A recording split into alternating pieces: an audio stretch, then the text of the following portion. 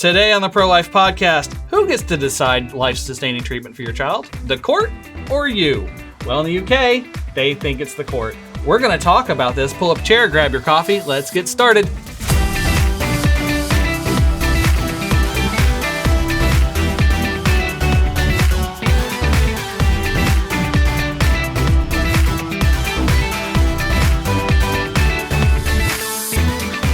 Happy Tuesday, Pro-Life family. Happy 25th episode, guys.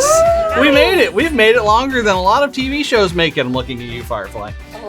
I missed that show. Somebody else knows it. Oh my gosh. I didn't think anyone else at the table would nudge. Yes. Oh my god. We didn't get having a nerd moment, you guys. Is it Batgirl? Is the woke movie that came out recently that got totally canned, and they're like, we're not even going to put this out for the light of day at all. Because it's super woke. It hit so little light of day, I have no idea what you're talking about. Good. Okay. So we're better than Batgirl. Okay, introduce us.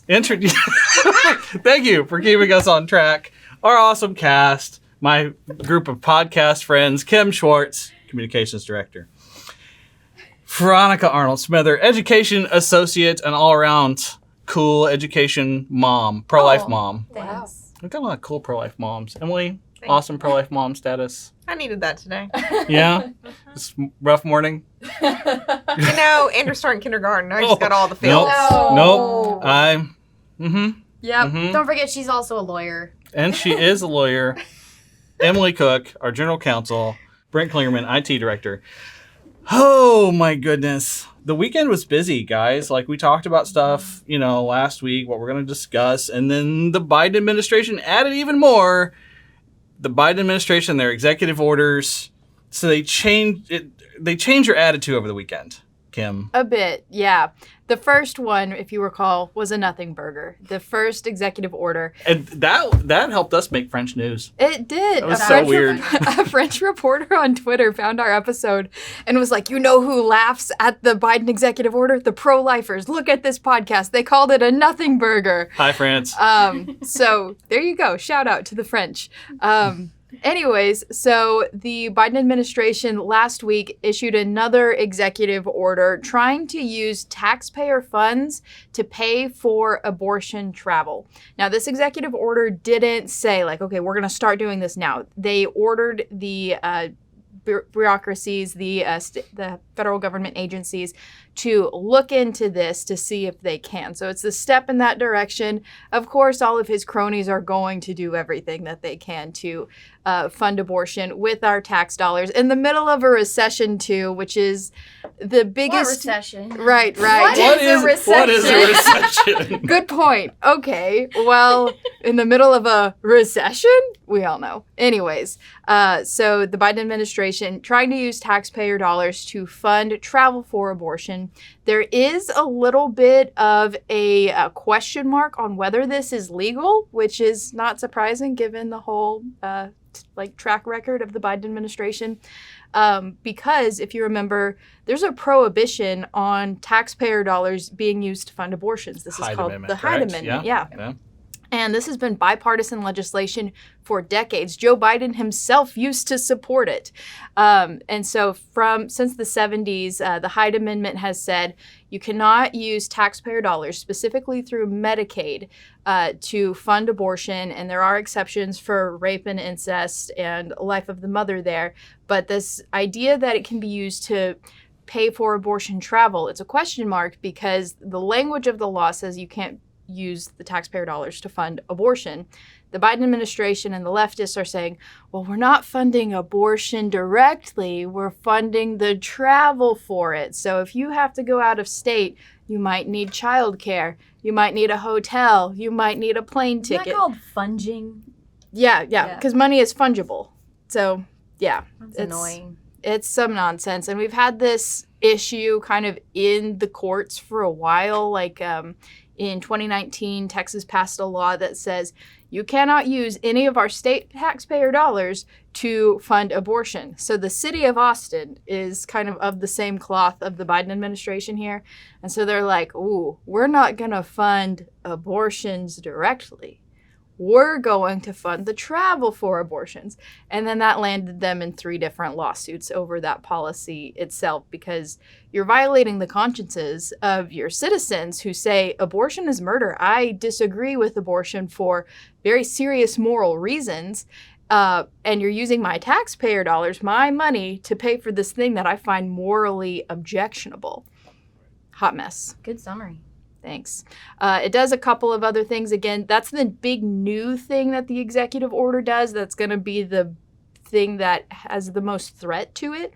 The other piece is kind of hitting the same life of the mother drum that they're trying to play of like, oh, well, all these pro-life states are endangering mothers who need abortion to save their lives. And it's just nonsense. We've talked about that 1,000 times on this podcast, because every single pro-life state that has an abortion ban on the books has an exception for life of the mother, but also in those situations, the doctors very, very, very, very, very rarely, there are many like OB-GYNs that say, I've never had to do an abortion in the case to save the life of the mother, because that's going to take 2 days. Yeah, it takes too much time to save someone's life when they're having an imminent healthcare crisis. They need like C-section, 7 minutes, let's go. Exactly. So they're not going to use abortion, but if there is that case, every single pro-life law has an exception for that. But Biden's like,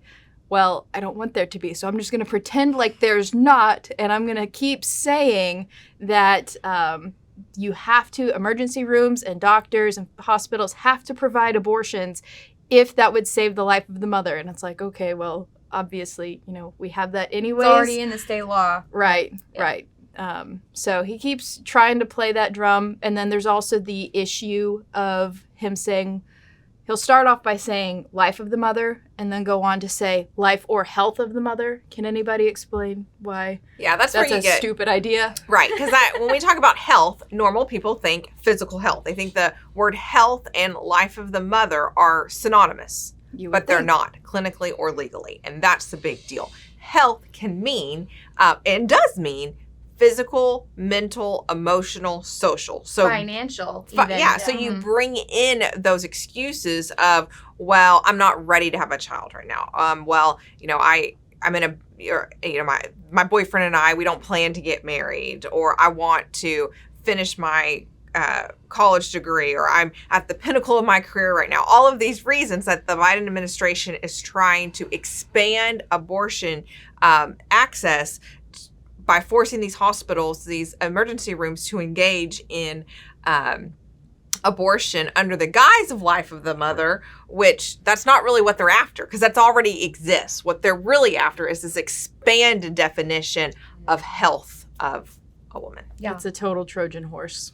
Yeah, and some people might think, well, where would you get that? It's actually in Doe versus Bolton, the sister suit that came out on the same day as Roe v. Wade a million years ago. Yeah. That's how we get when we say that Roe v. Wade, or that in the United States, abortion on demand through all 9 months of pregnancy for any reason. That wasn't in Roe v. Wade. It was in its companion case, Doe v. Bolton, which expanded that definition of health in the 70s. Yep. Yeah. So don't believe it. It's a total Trojan horse of whenever they'll start with saying life of the mother, and it's like, yeah, we agree with, saving the life of the mother. If that is absolutely necessary and there's no way around it, then okay. But then they take it a step and they'll say life or health. And we didn't make up these terms. It's the leftists, and especially back in 1973 with Roe v. Wade and Doe v. Bolton, and then even now trying to say life or health and pretending like they're the same thing at the same time. But there's the larger agenda at hand. Now, didn't I also see your team posted, maybe just in my Instagram, that they want to expand to include the VA? Yeah. What was that? Oh, There's really stuff over the me. weekend, and I was like, okay, my military friends would tell me, look, the VA is not the most efficient thing that ever happened that the government's ever done. So wouldn't be too worried about them getting too much done. But isn't this, we're using federal funds again, because the whole hospital's run on federal funds, taxpayer dollars. And those are going to fall under state jurisdictions. Like, they're going to have to abide by the laws of where these hospitals are at, right? Yeah. I guess I had took it on from such a different perspective, though. When I first read this article, it really upset me because I was like, okay, so this is how you think your female veterans who have served your country. Right. We're going to make sure you can get an abortion. I'm like, wow, that like got me all fired up because of the rare and few women that I know that have served our country in that way. Like, they're amazing and strong, and most of them are moms now, and they would be like, what are you talking about? This is how you thank me? Right. Yeah. What in the world? I don't want your money. Never mind your tore up lower back, but we're going to make sure you can get an abortion. You know that meme where like the hand is drowning and like reaching out of the water and it's like, please help me. And then somebody comes and Yes. high fives 100%. that person. That's what 100%. this is. That's what this is. So it's like the VA, they need a lot of help to care for our veterans and everything like that. And then also looking at the issue of helping women, abortion does not help women. It's like, oh, well, if I'm in a bad financial situation or if I want to finish my education, it's like, here you go, have an abortion. It's like, that didn't help me. Like, I need these other circumstances to be resolved. I don't need an abortion. I need help with Never these mind other your things. PTSD. Here, have an abortion. Yeah. Oh, Thanks, Joe Biden. So keep your eye on that. Keep watching TexasRightToLife.com because there hasn't been any new action on that necessarily in implementation or any legal challenges to that, but there's going to be more. This is going to be an ongoing case. Yep. More weirdness from the Biden administration. It'd be like Okay. Well, let's move on to another topic here. UK, and this one immediately made me think of another case. We'll talk about that in a minute. Court rules hospital can shut off 12-year-old boy's life support despite his mother's objections. yeah, just another one in a list. Like, the UK keeps doing this. Yeah, so this is about Archie. He was 12 years old. He had suffered a catastrophic brain injury as a result of some TikTok challenge that's going around. I mean, ridiculous, okay? And he had been in the hospital since April. So what are we in now?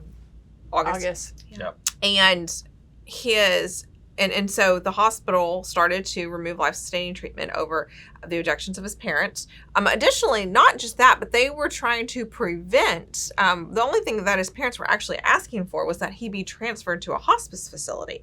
And this is what we've seen over and over again in the UK, is not only are the courts their hospital systems are set up this way, and then their court systems are empowered by their laws to make the decision, take that decision away from parents about whether to remove life-sustaining treatment from their children, but also blocking attempts to transfer them elsewhere. Yeah. You remember the baby Alfie story a few years ago.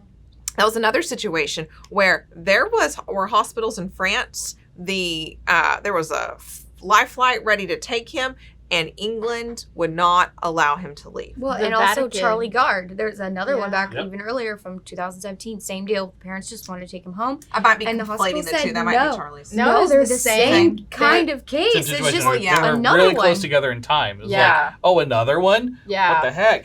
And so this is the government standing in the shoes of parents. And that is where every time that we allow the government to take over a part of our parenting, this is the result of that.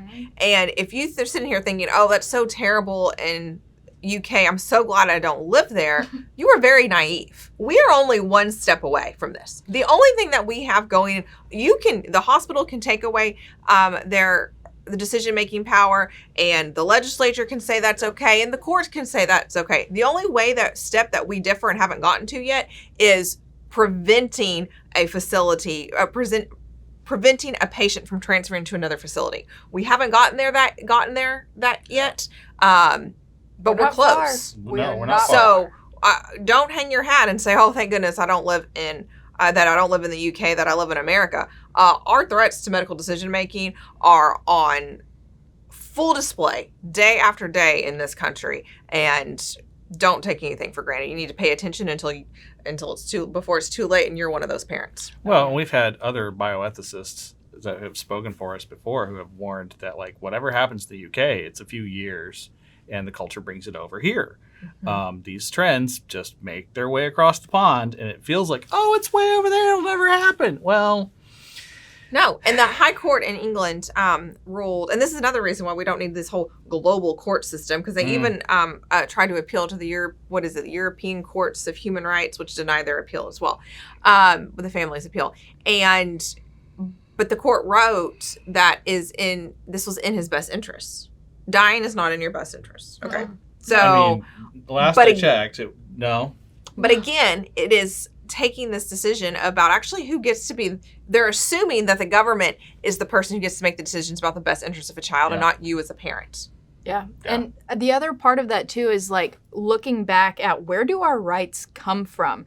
I think that there's a big faction of our society, of the global community, that believes that human rights come from the government. And that's not true. Even in our founding documents, it says that our fundamental rights come from our Creator. Life primarily is a gift from God. We don't have the authority to take life. That is only in God's control. Yeah. Well, our founding documents acknowledge a creator, a higher being of some sort.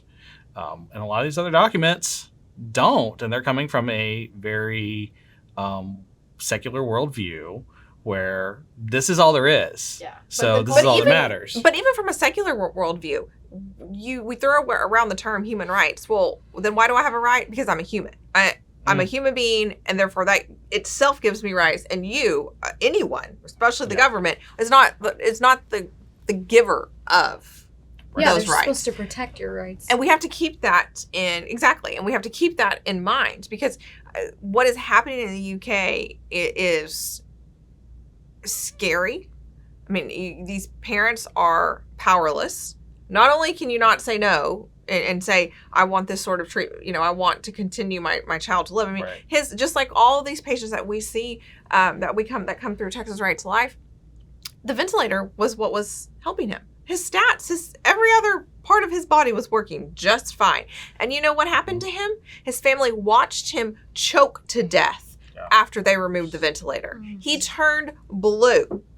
That's so terrible. Yeah. And like, a lot of people say, well, but if he would never have recovered, isn't this in his best interest? I'm like, no. You can allow someone to die naturally without asphyxiating. You can either try to wean them from a ventilator or take them home and keep them on a ventilator until he passes naturally. Like, that is such a more humane and loving way to treat someone than to remove a ventilator and they die within an hour of choking to death. Well, I think he's horrible. I think he lived about 12 hours. I think that's either 12 to 24, which is goodness. common in the situations that we see under the Texas 10-day law when ventilators are removed. Sometimes, yes, patients may pass away within 30 minutes, but often it gets on up there to about 24 hours because they're trying to live. Their body's trying to heal. Like, even a perfectly healthy person, let's say they have a minor head trauma and they go into a coma, they often need a ventilator temporarily and they need to be weaned from it, because when you're on a ventilator, your brain literally forgets how to breathe. It's kind of crazy, but your brain has to be retrained, kind of like how you need to be retrained to walk after you've had a spinal injury. You need to be retrained how to breathe, and it's not very hard to do it. You just have to wean gradually over the course of a couple weeks. And for some reason, the medical field and the government and all these weird activist groups have made it seem they've reversed the concept. It's inhumane to keep someone on a ventilator, and therefore it's in their best interest to die. It's like, no, what? Yeah. How did this get flipped? And remember, if you haven't seen one of our other podcasts on this issue, a ventilator doesn't do all of the breathing for you. A ventilator simply helps push oxygen into your body. Your body does the rest, processing that oxygen. And we forget that because that's not how the use of a ventilator is marketed to us in mainstream it's media. Always told like, oh, he's being kept alive by machines. It's like, no, you cannot keep a corpse on a ventilator. That's not going to work. Your organs have to continue processing the oxygen. Your blood has to continue circulating. Your body's doing all the hard work. It's just kind of like a temporary CPR until you can be trained to breathe again. Yeah. It's not even that hard to do. Or if you pass away naturally, and that happens oftentimes, but we're not taking that decision into our own hands to say, you don't get to live anymore, I'm taking this away. Yeah, take away. Don't get distracted by the clinical aspects of ventilator and how that works. The very basic premise that we are failing as a society here is, who gets to decide that? Yeah. does some court get to decide that? Does a judge get to decide that? Or do my mom and dad get to do that? Do I get to decide that for my son? Yeah. It's very, very scary world. Hot mess. It just makes me think, like, since all these courts denied everything, I'm just imagining, like, parent SWAT team coming in and busting a kid out. Can we just, like, physically take the child in the ventilator home? Or would that be considered, you know... They wouldn't let them do that robbery in Alfie. and assault in or the something? Other cases. In the other cases, Yeah. yes. No, I mean, they would be They get arrested imprisoned. for taking their child, literally Correct. taking their own child home. Correct. Psycho. Yeah. So when the state gets to decide your property to the state. Oh, Yeah. horrific. Yeah. Reminds me of when we busted out a patient ourselves. That is the thing We that did, happened one Yeah, time. We should tell that story real quick. We did. We had a patient pursuant to the 10-day law. They removed her ventilator, and she continued to breathe on that her was a own. miracle. Yeah. That was a miracle. And she needed dialysis. You know, I'm never around Kim when I'm telling the story, actually, so now I'm going to say it because Kim was actually at the hospital I was. when the ventilator was removed, and Carolyn's family was all around saying, please don't do this, please don't do this. And I was back at our office, and Kim was in the room, and she, hour after hour, she just kept texting me, Carolyn's still alive. She's still breathing. Still breathing. Are you kidding me? Yep. And so her husband had actually said and maintained, I know she can breathe on her own. And from that moment on, I always trust family, intuition.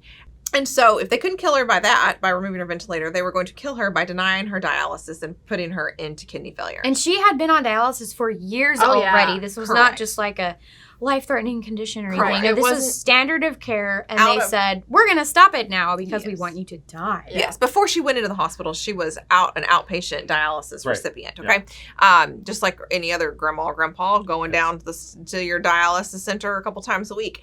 So, anyways, the hospital would refuse to provide dialysis, so we hired Texas Right to Life a private ambulance service. At about 9 o'clock, we called it Operation Jailbreak, and had to get all of the admin come from their homes at 9 o'clock at night. Kim was here for this. Susan was not happy. The risk manager. She's a Karen before there was a Karen. Okay, It's true.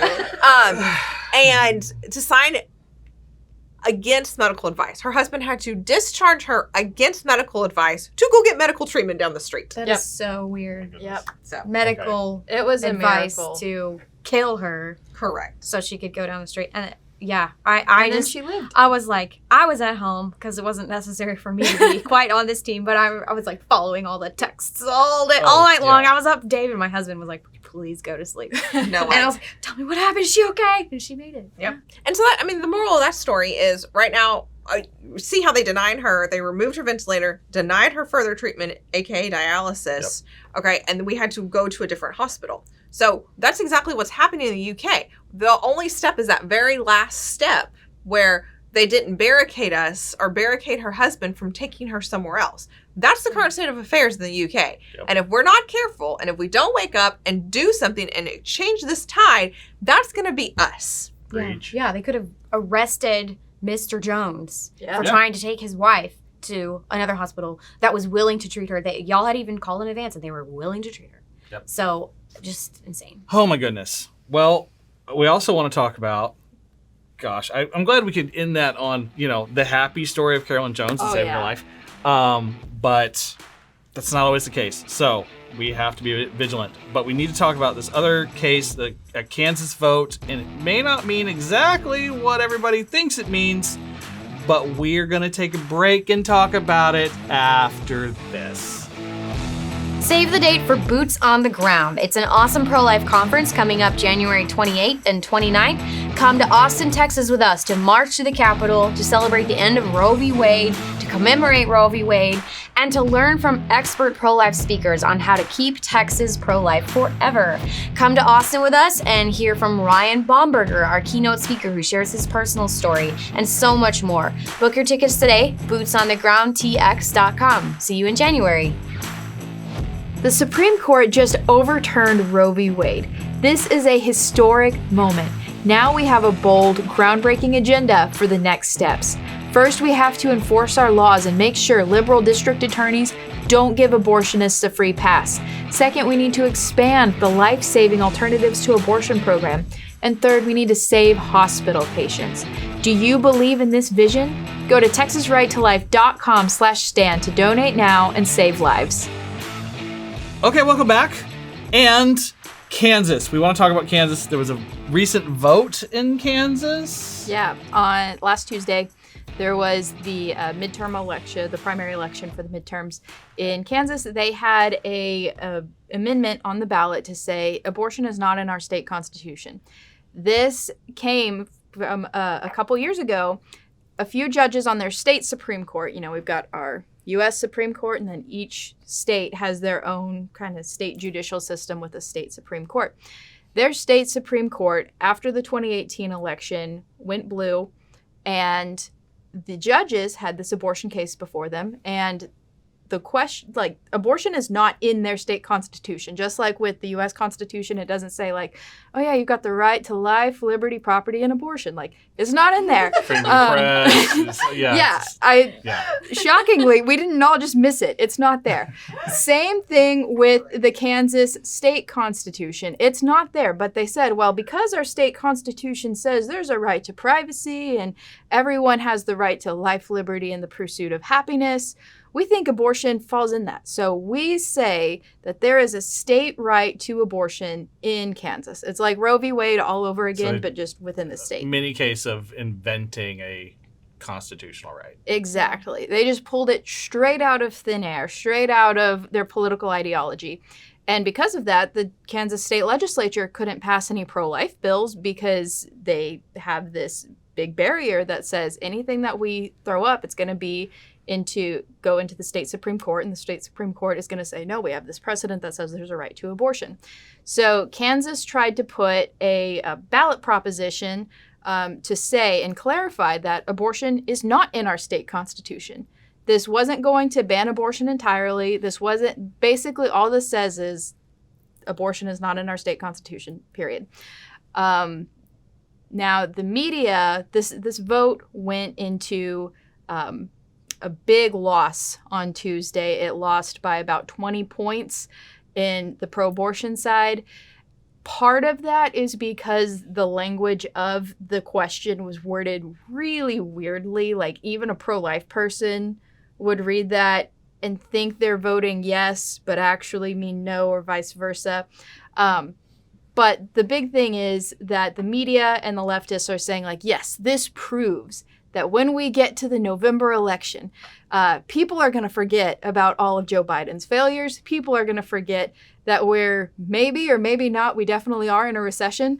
They're going to forget about gas prices. They're going to forget about all these things because they're just going to be motivated by abortion. And because the pro-choice people in Kansas are all happy now because it's continued to be protected. Yeah. Abortion is still protected by their state judicial precedent. So I want to emphasize, it is not in their state constitution. But because their state Supreme Court said abortion is there, then under the guise of liberty, under the right to liberty, they interpreted a case in 2019 that said, yes, abortion is protected under our Constitution as a right under our state Constitution. And so the ballot proposition was trying to undo that judicial decision, and that failed. Yeah. And so now, there's a lot of abortions happening in Kansas. A lot of women from Texas are going to Kansas. I have an aunt who lives in Kansas, and she says that it's really disheartening because there's a lot of abortion tourism happening in that state because you've got states like Texas and Oklahoma that have very similar abortion policies that, Kansas, they're just trying to gravitate. The abortion clinics are trying to get those women to gravitate toward Kansas. And so the media is overreading this into thinking that this is going to be some kind of big game changer for November. And it's not, for a handful of reasons. Number one is, you have the confusing language on the question itself. Number 2 is the propaganda that was happening during all of this. Like, we've seen this completely since Roe v. Wade was overturned, that the media wants you to think that everything that is not an abortion is an abortion, and what abortion actually is not really an abortion. Like, ending a human life, they don't want to say fetus or embryo, they want to say pregnancy tissue, and that's not a real thing. So everything that is not an abortion, they say, is an abortion, and everything that is an abortion is not an abortion. So they tried to make this sound like this was going to outlaw contraception, and this would outlaw miscarriage treatment. We've heard that one 1,000 times. Every doomsday prediction that you could think was labeled, was going to happen for this vote. So you've got that. But then the other issue, too, is that the Republican voters in Kansas actually outnumbered the Democrat turnout for that Kansas primary, because, they weren't just voting on the amendment itself, and that did drive a lot of people to the polls. But they were also voting for, who's going to represent them on their ballot in November. And the Republican turnout was bigger than the Democrat turnout. And so the media is trying to say, they're just ignoring that part because they want to give themselves a pat on the back. They don't want to look at reality going forward into November. But they are saying that, look, Republicans are pro-choice. And that's where I think some of the other states are worried, is this going to be an issue? In Texas, could they pass a state amendment, essentially a constitutional amendment in the state of Texas? So, and that's why it's so important. Your answer to that? Well, that's why it's so important to combat the misinformation about ectopic pregnancies are not elective abortions, miscarriage treatment, not elective abortions, contraception, not elective abortions. And we have a responsibility to do that. We're going to thrust in that responsibility. But also, making sure as our communications go out, in the political realm, that Republicans aren't misunderstanding that.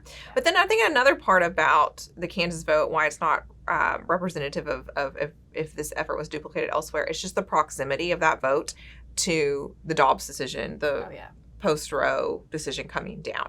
And I think, it's been, 8 weeks? Yeah. 6 weeks, maybe? Hype is strong still. Correct. And so that was a motivating factor because you're just hearing news over and over again of the sky is falling. And so anyone who's not super well versed on the issue may be against abortion, but they're not very strong in their foundation. It's like, well, I hear all these horror stories, so maybe I just don't know. And they vote for the status quo.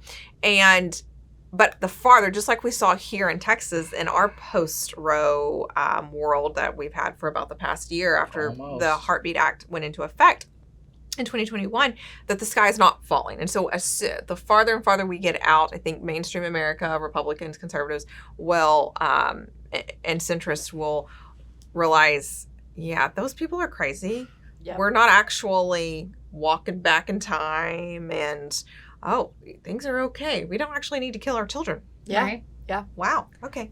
Yeah. I think, too, the issue with people thinking that the amendment was something that it's not, there's a lot of nuance that is lost on, big ballot propositions whenever you don't have an honest campaign going, which the other side absolutely did not.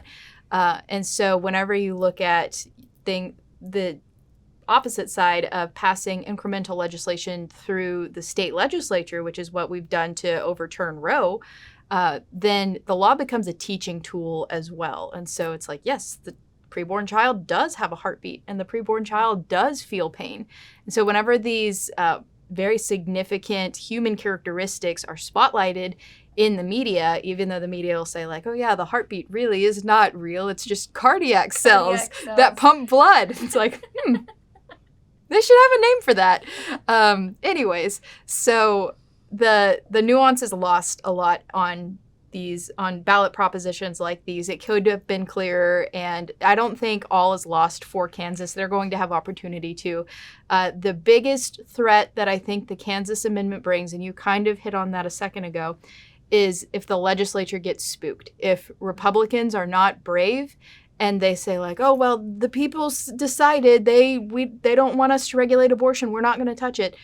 Be brave. The Mississippi actually had a ballot proposition a few years ago that failed, and Mississippi ended up being the state that brought forward the case that overturned Roe. Yeah. Don't be spooked. Be brave. Good job. It is the harder decision, but it is the right one. Yeah. Oh my gosh. Well, I actually think that's everything on our list for the day, guys. Nice. So happy 25th episode. Woo! We made it. Awesome. We made it. So, friends, we love you. Thank you for watching 25 episodes. So share with your friends, heart, subscribe, stars, and all the fun things. I don't know. They tell you to do all those little emoji things they tell you to do on all the grams and books and digital stuff. You You're know. so old. You know. He's probably got MySpace. Everybody's gonna look up Brent's MySpace now. Great. What was your song? You know, I don't remember. Okay. I probably haven't looked at that in about 10 or 12 years. I don't know.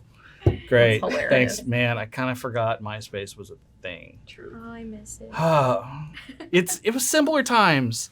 Tom never sold our data. You That we know know, anyways, I was trying to wrap this up, and here we're in a Bet our tangent helpers again. don't even know what MySpace is right there. Nope. There's the people The sitting Gen behind Z the is camera. behind the cameras like, what are you talking What are about? you talking about, Brent? Veronica, what's MySpace? Oh my gosh. Okay, we're done. Okay, people, okay.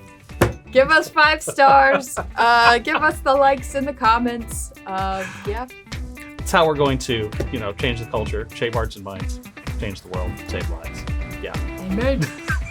We'll see you next week, not on MySpace.